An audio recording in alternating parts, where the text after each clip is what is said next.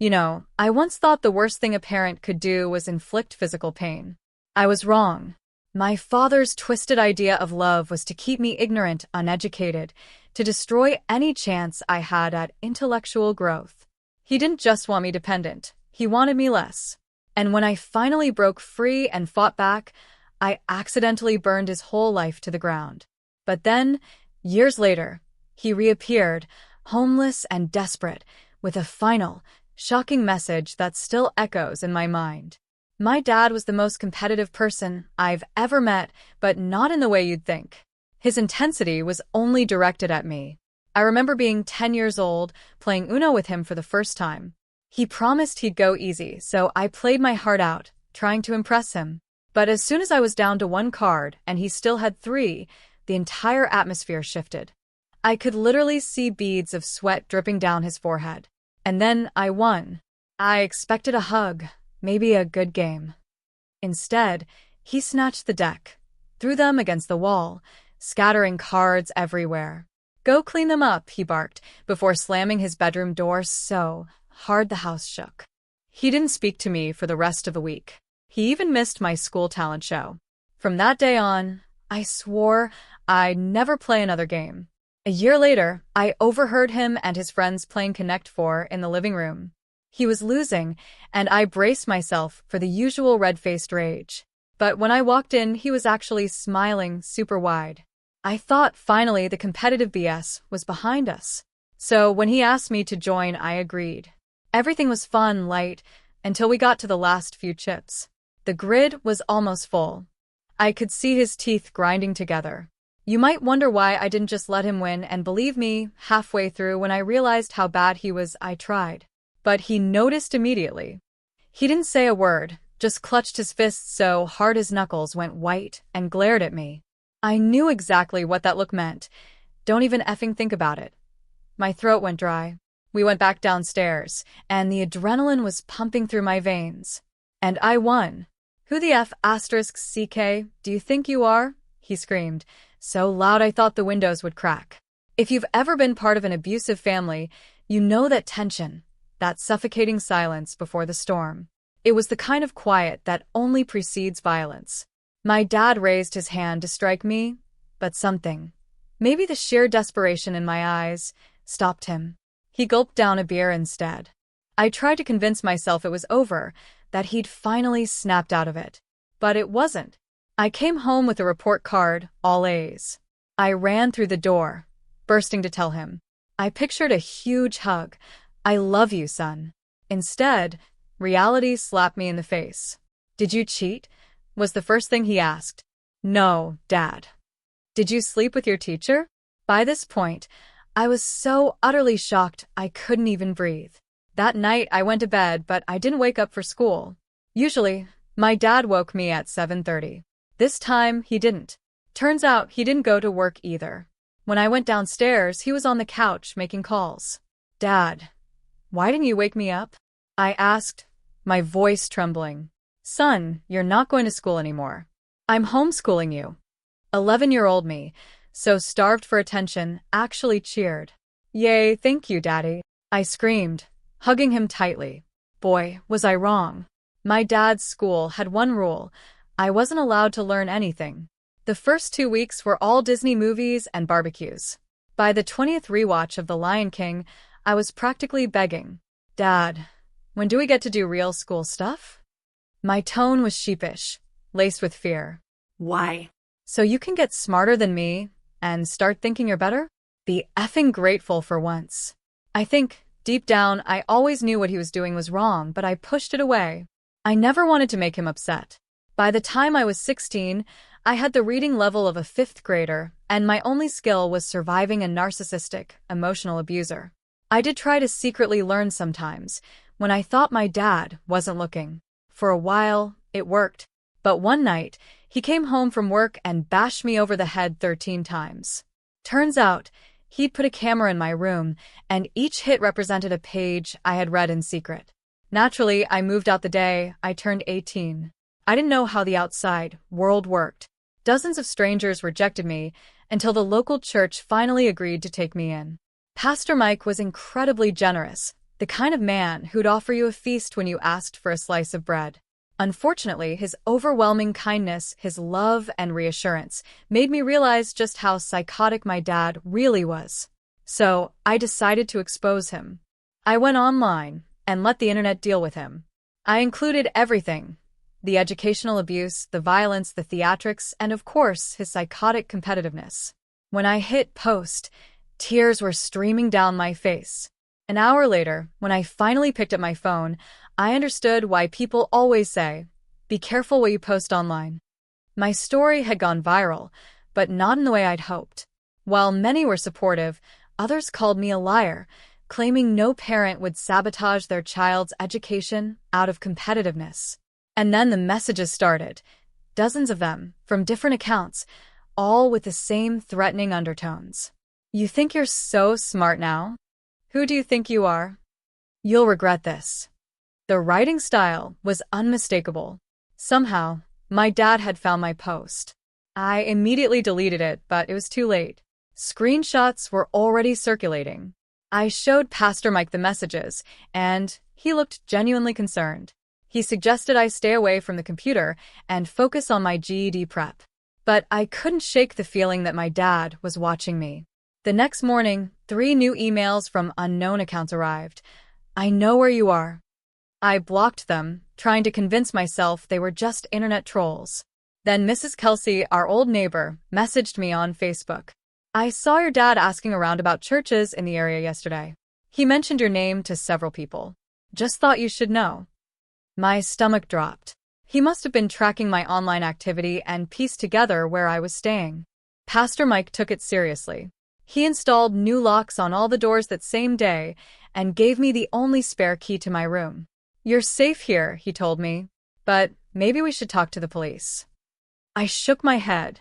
The police had never helped before. When neighbors called about the yelling, they always believed my dad's excuses. Besides, what crime could I report? Being creepy isn't illegal. A week went by with no incidents. I started to relax a little. Pastor Mike had connected me with a tutor named Marilyn who was helping me catch up on basic education 3 times a week. She was patient and never made me feel stupid when I struggled with things most teenagers already knew. For the first time, I was actually enjoying learning. Then the emails started again. This time, they were different. They came from accounts with names like Uncle Robert and Cousin Terry, people claiming to be distant relatives I'd never met. They all wanted to help me reconcile with my dad. One of them almost convinced me, claiming to be my mom's brother, an uncle I never knew about. He wrote about how my dad was a changed man who regretted everything. He suggested meeting at a coffee shop. I was actually considering it until I noticed something in the last paragraph. "Stop being such an ungrateful little for once." That phrase. My dad had used it countless times. This wasn't some long-lost uncle. It was my dad, pretending to be family to lure me out. I showed Pastor Mike, and he immediately called the church board. They agreed to install cameras around the building and gave me a small alarm button I could press if I ever felt unsafe. I started to feel a little better, knowing people were looking out for me. I threw myself into studying. Marilyn said I was making incredible progress. Pastor Mike helped me apply for a GED program. For the first time, I was thinking about the future instead of just surviving the present. Then, one morning, I went to get my study materials from my locker in the church basement, and everything was destroyed. My notebooks were ripped apart. My textbooks had pages torn out. Even my pencils were snapped in half. Someone had broken into my locker overnight. Pastor Mike checked the security cameras, but they showed nothing. Somehow, the system had malfunctioned. During the exact hours the vandalism must have happened. The timing was too perfect. "It has to be him," I said, pacing around Pastor Mike's office. "He's trying to stop me from learning again." Pastor Mike nodded grimly. "I think you're right, but how did he get in?" "We changed all the locks." That question haunted me. I started checking under my bed before sleeping and pushing a chair against my door. I kept all my new study materials with me in a backpack, never letting it out of my sight. A week later, I was putting on my jacket when I felt something in the pocket. It was an envelope I hadn't put there. Inside was a photograph of me sleeping in my bed. It had been taken recently. I recognized the t-shirt I'd worn just 2 nights before. On the back was a handwritten note. "Still think you're smarter than me?" My hands were shaking so badly, I dropped the photo. Someone, my dad, had been in my room while I was sleeping. He'd stood over my bed and taken a picture. The thought made me physically sick. Pastor Mike was horrified. He offered to let me stay at his house, away from the church, but I refused. Running away would just prove to my dad that he still had power over me. I needed to stand my ground. "At least let me call the police," Pastor Mike insisted. I agreed, but it went exactly as I expected. The officers took the photo, but said there wasn't much they could do. No signs of forced entry, no fingerprints except mine. One of them even suggested I might have taken the photo myself for attention. They left without filing a report. That night, I couldn't sleep. Every creak in the old church building sounded like footsteps. Every shadow looked like a figure. Around 3 a.m., I had an idea. I dug through my backpack and found the small voice recorder Pastor Mike had given me for tutoring. I turned it on and hid it inside an old stuffed animal on my shelf. If someone came into my room again, maybe I'd catch them. For 3 nights, nothing happened. I reviewed the recordings each morning, just the normal sounds of the building settling. But on the 4th night, I captured something that made my blood run cold. The recording picked up the sound of my window sliding open around 2:30 a.m. Then footsteps, then breathing, and finally a whisper, right next to where I'd been sleeping. "Still think you're better than me?" I played it for Pastor Mike, who immediately called the police again. This time, they took it more seriously but still said there wasn't much they could do without catching someone in the act. They suggested I find somewhere else to stay, which wasn't helpful. I decided to set a trap. I bought a cheap journal and started writing in it every night before bed, making sure to leave it visible on my nightstand. I filled it with fake, overly emotional entries about how traumatized I was and how I was planning to go public with my story on national news. I even included details about a fictional lawyer supposedly helping me build a case against my dad. 3 nights later, the journal disappeared. I pretended to be upset, asking Pastor Mike if he'd seen it. Secretly, I was waiting. I knew what would happen next. Sure enough, 2 days later, pages from my journal started appearing online. Someone created an account called Truth Teller and began posting excerpts with captions like, "This kid is a complete liar," and "He made everything up for attention." The posts claimed I was mentally ill and had fabricated the whole story. But I was prepared. In the journal, I'd included a phrase I had never used before: glass onion pride. It was completely random, something I made up on the spot. And sure enough, the anonymous account used that exact phrase in one of their comments. "This kid doesn't know the first thing about glass onion pride or real suffering." I started tracking the account's activity. It always posted between 7 p.m. and 9 p.m., exactly when my dad would get home from work. I noticed it used the same unusual punctuation my dad always used in texts: double exclamation points and no spaces after commas. When I checked the account's password recovery page, it showed a partially hidden email that matched my dad's old Yahoo address. I had proof it was him, but nobody online seemed to care. People had already decided I was either telling the truth or lying, and no amount of proof would change their minds. So, I decided to focus on gathering real-world evidence instead. I started recording voice memos of everything that happened to me. I saved every threatening email and took screenshots of all the anonymous posts. I kept the photo of me sleeping and the audio recording of the intruder. I was building a case, piece by piece. Around this time, I met Eliza at the church youth group. She was a volunteer who helped with the Wednesday night dinners. She overheard me talking to Pastor Mike about the online harassment and offered to help. Her older brother, Aaron, was studying digital forensics at community college, and she thought he might have some ideas. I was hesitant at first.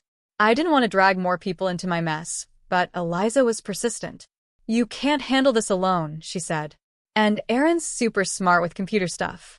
I finally agreed to meet him. Aaron was this tall, quiet guy with thick glasses who barely made eye contact, but he knew his stuff. He showed me how to track IP addresses and set up alerts for any mentions of my name online. He even helped me trace some of the anonymous accounts back to a public library 3 blocks from my dad's house. He's not very good at covering his tracks, Aaron said, showing me the location data. He's using public computers, but he's logging into his email from them, which is basically like signing his name. With Aaron's help, I compiled everything. Screenshots, location data, timestamps, the audio recording, the photo.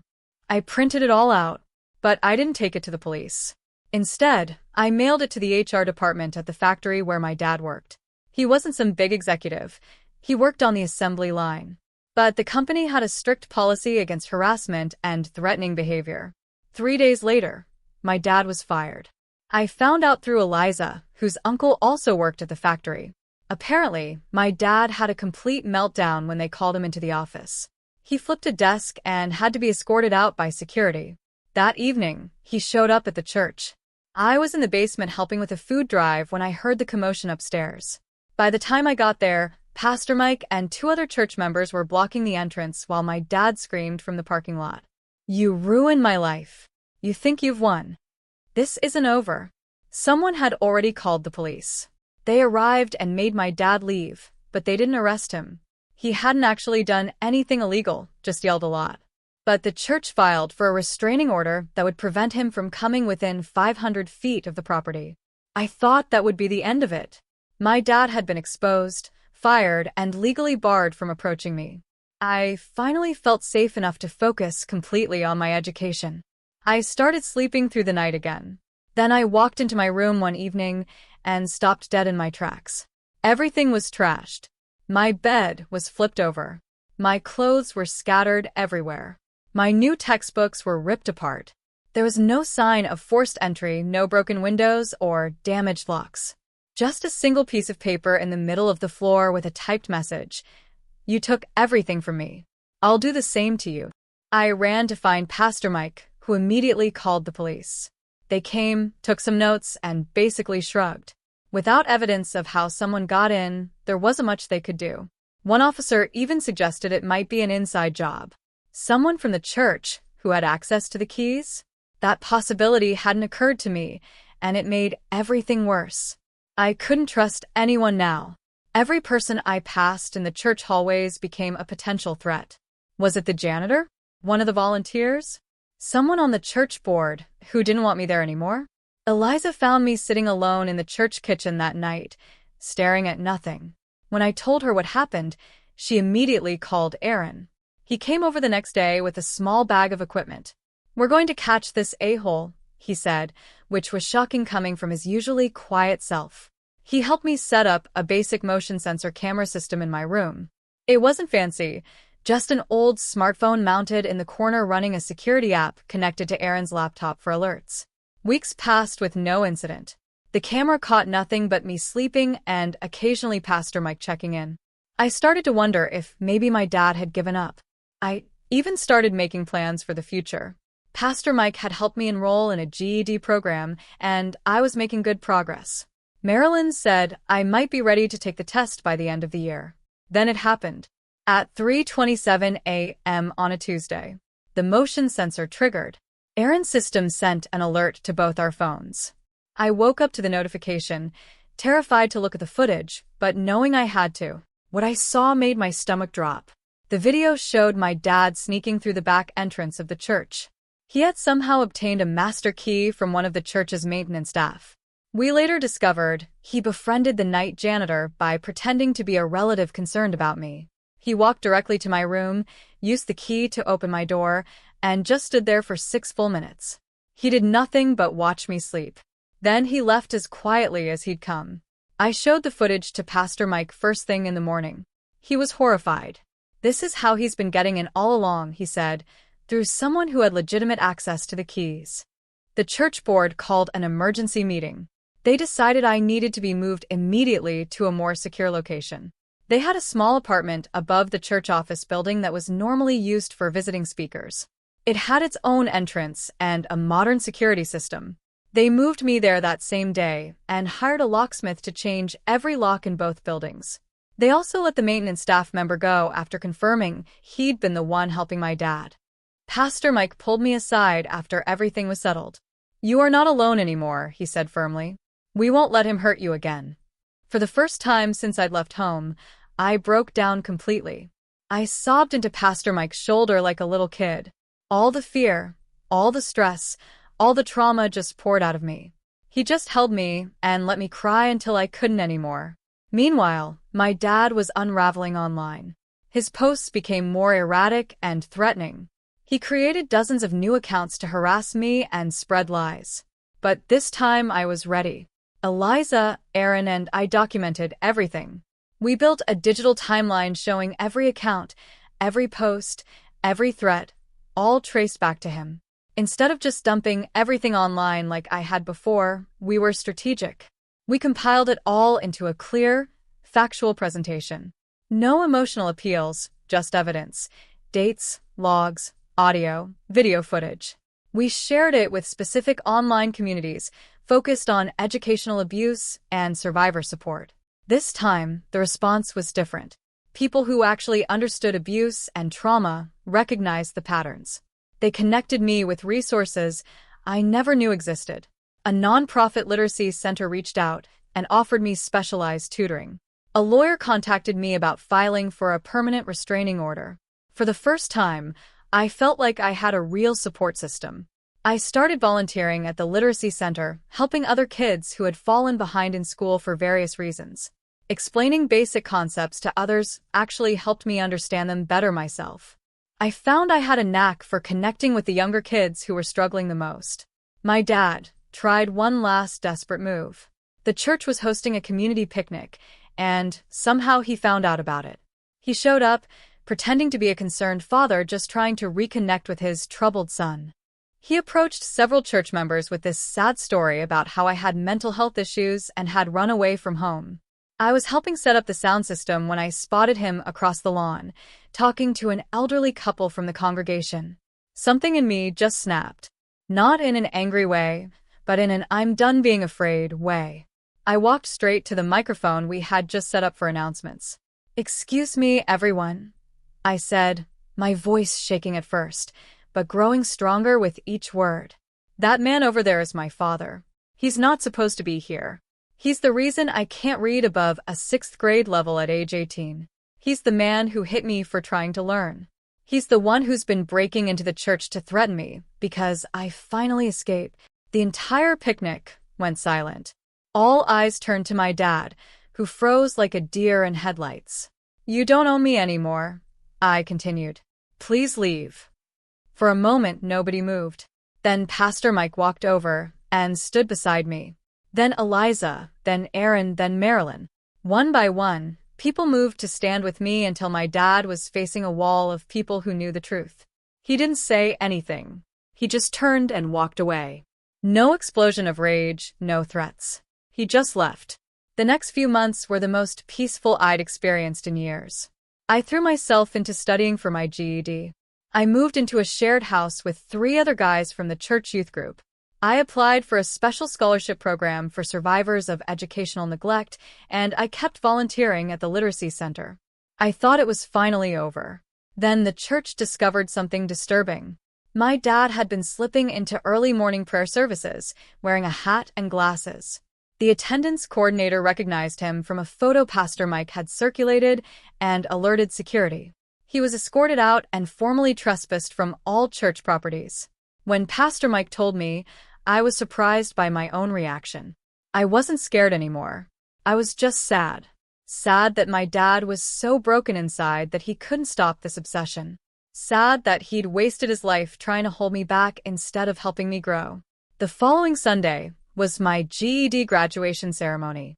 The Literacy Center had organized a special event for all the adults who had earned their certificates that year.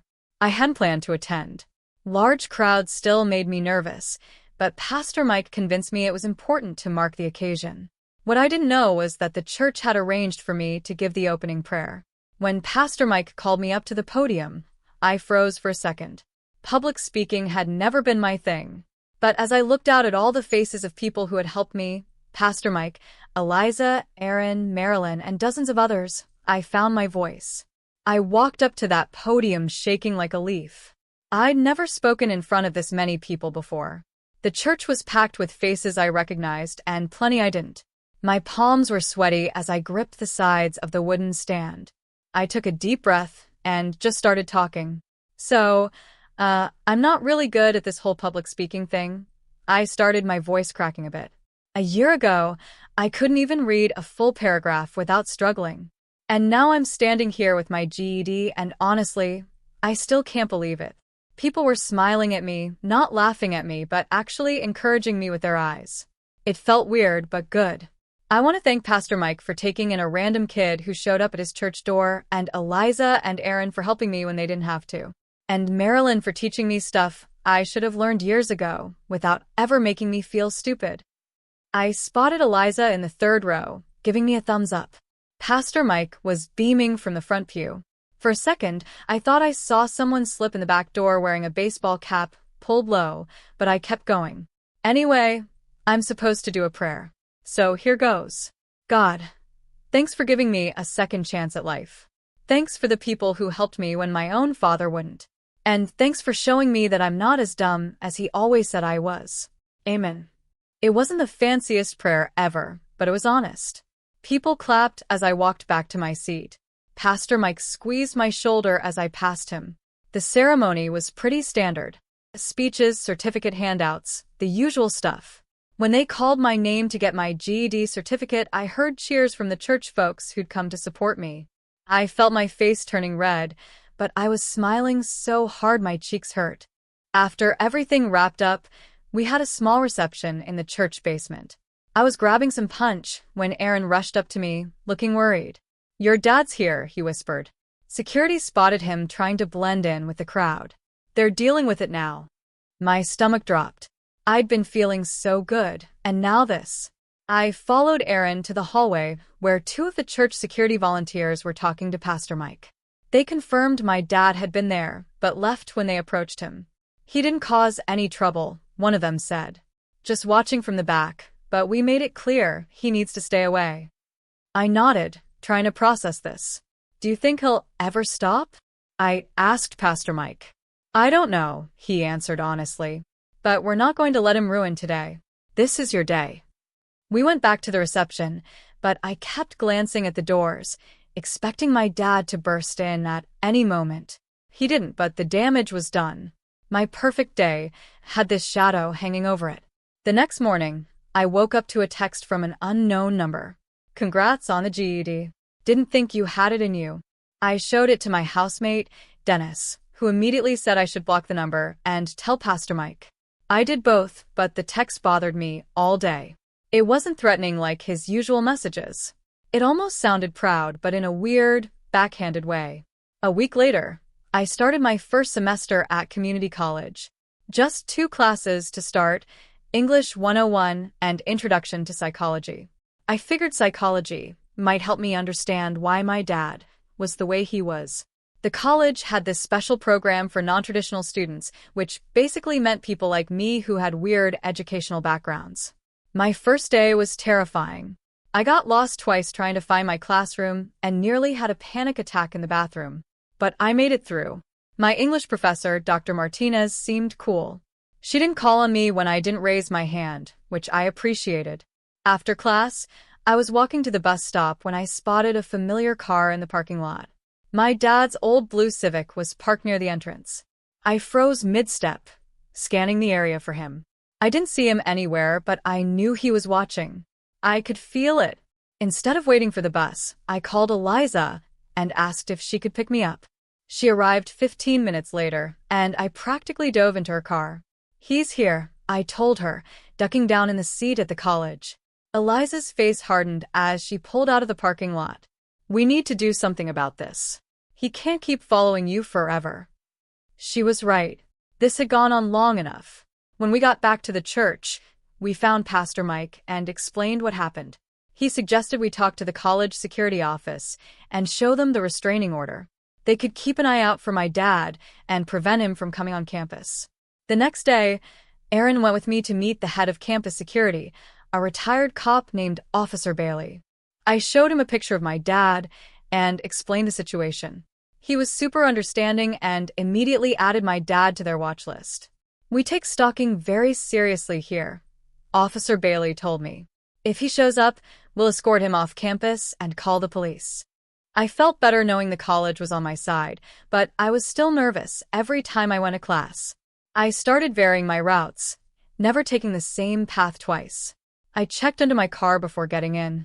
I kept my phone ready to record at all times. It was exhausting living like this.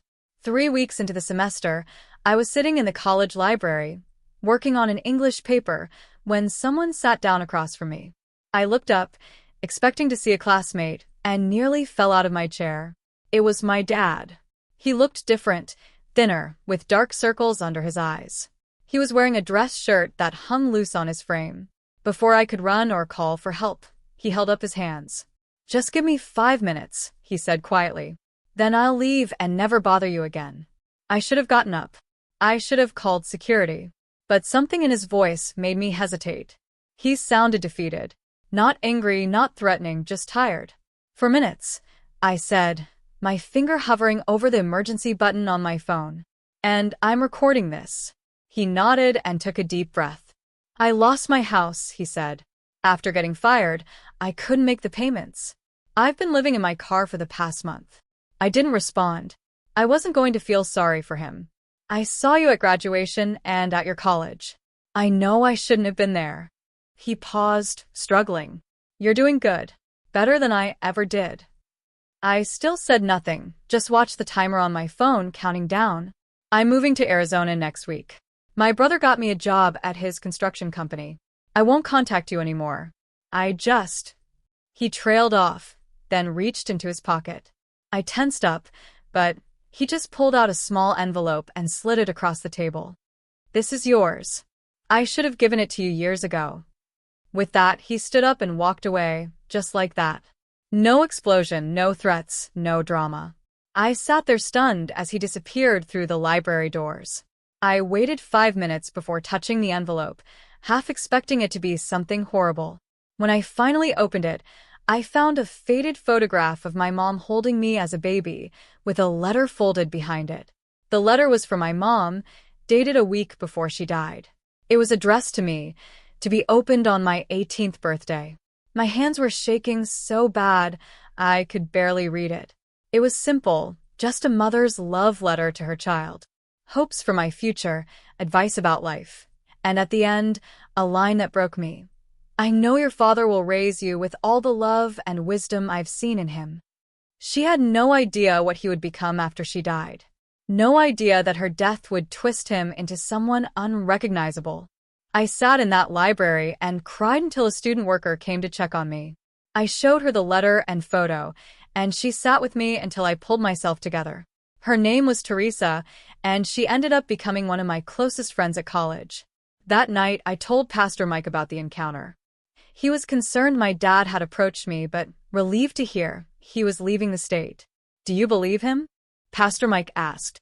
"I don't know," I answered honestly, "but I hope so." The next few months were the most normal of my life. I went to classes. I made friends. I studied hard and got decent grades. I kept volunteering at the literacy center, working with kids who reminded me of myself.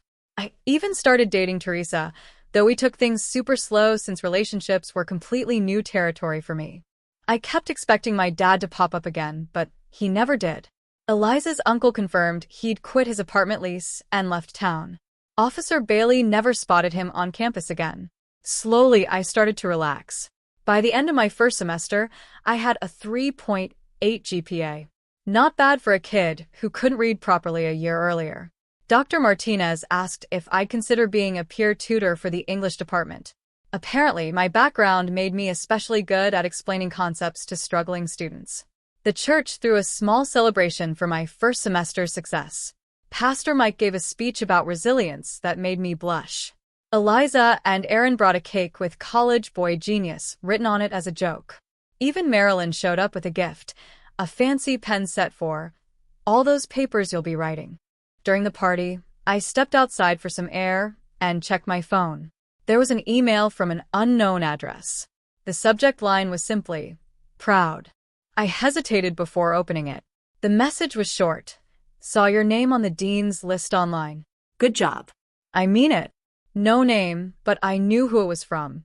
I later learned that my college publishes an online honor roll that's publicly accessible, which explained how he found this information despite being in Arizona. I stood there for a long time, trying to figure out how to feel. Part of me wanted to be angry that he was still checking up on me. Another part felt something I couldn't quite name. Not forgiveness, exactly, but maybe acceptance. He was who he was. I was becoming who I was meant to be. I deleted the email without responding and went back to the party. These people, Pastor Mike, Eliza, Aaron, Teresa, Marilyn, they were my real family now. 6 months later, I got a call from a lawyer in Arizona. My dad had been in an accident at his construction job. Nothing fatal, but serious enough to make him think about his life, I guess. He'd signed over the deed to our old house to me. It had been rented out since he left, and now it was legally mine. I didn't know what to do with a house in a town I never wanted to return to. After talking it over with Pastor Mike and Teresa, I decided to sell it and use the money for college. It wasn't a fortune, but it was enough to cover what my scholarships didn't. The day the sale finalized, I sat on the steps of the church and felt this weird sense of closure. The house where I'd been trapped for so many years was now funding my freedom. There was something poetic about that. I never heard from my dad again after that. Sometimes I wonder if he's still out there, still competing with me in his mind. But honestly, I don't think about him much anymore. I'm too busy living my life, studying, working at the Literacy Center, planning my future with Teresa. Last week, I got invited to speak at a conference about educational neglect. They wanted a survivor's perspective. I was terrified, but said yes. Teresa helped me prepare my speech, and Pastor Mike drove me to the conference center. As I stood at the podium looking out at all those faces, I realized something important. My story wasn't just about what my dad did to me. It was about all the people who helped me afterward.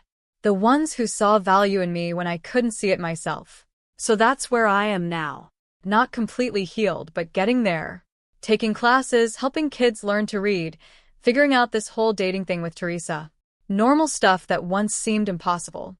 Sometimes I still check under my bed before sleeping. Old habits die hard, I guess.